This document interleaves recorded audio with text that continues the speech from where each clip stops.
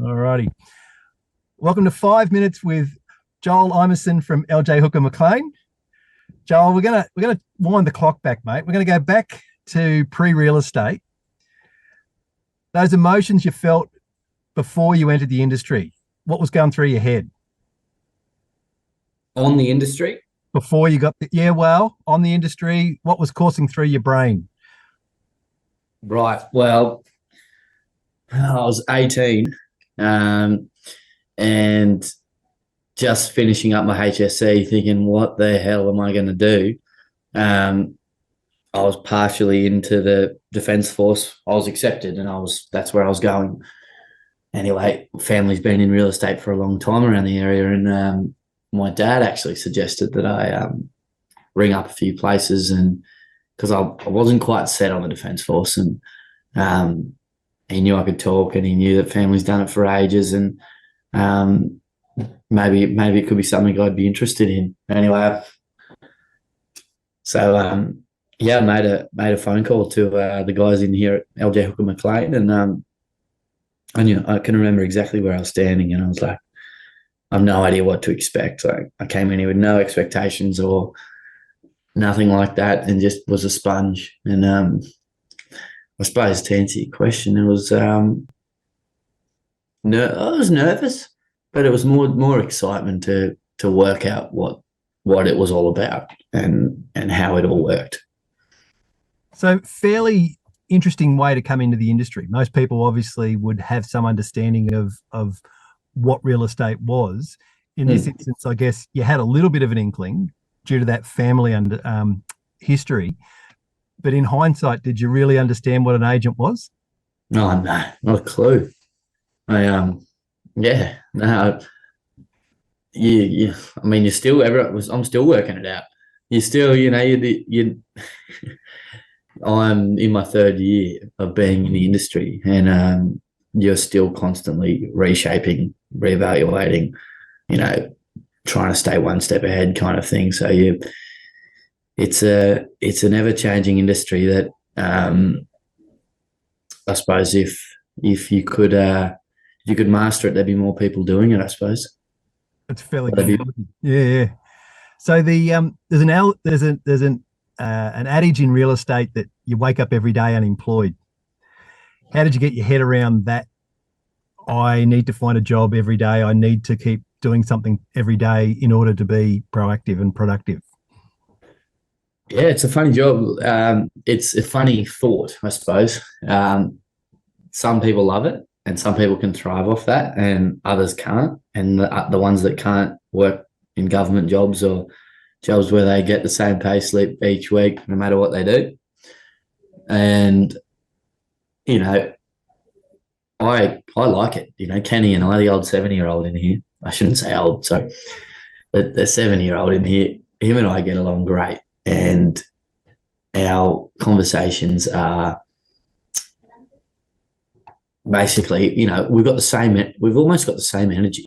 And he's mentored me from, my first day through to kind of now.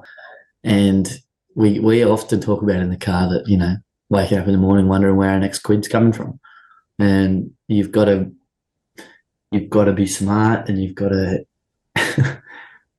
not let that thought, I suppose, eat you up. You've just got to go, all right, let's go, let's get this day, and tomorrow's a new one. And that's what's so exciting and challenging about the job. You never get the same day twice.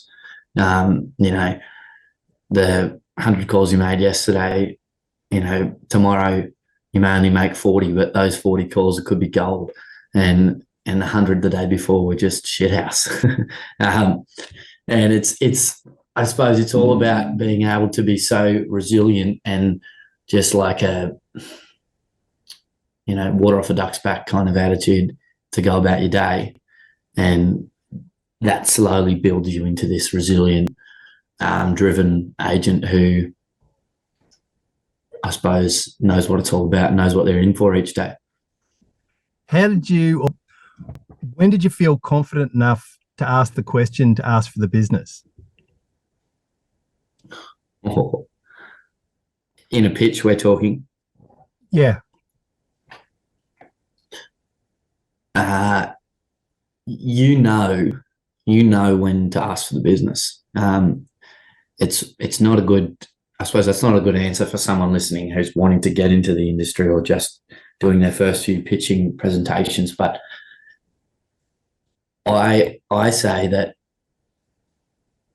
if you go into a pitch underprepared and rushed, your time to ask for the business probably won't actually come, and you'll know that. Whereas preparation in your office beforehand, mastering your pitch, going over with, there's no better people, in my opinion, to practice pitching to than other agents, other older, experienced agents. So I was 18, 19, I'm 20 now, practicing my pitch to 50, 60, 45-year-olds who have done it forever, and they're ruthless, and they just pick you to pieces. So when you're sitting in front of a lovely old retired couple in their, 4-bedroom house, you're asking for the business, not overconfidently, but you've nailed it. You go, and you should have them to the point of, where do I sign? But I suppose it comes building the connection with that person, that individual at that time. So whether it's a couple, whether it's a single bloke on his own, building that, finding a mutual kind of connection with that person before you actually get into the business. I always like to do that.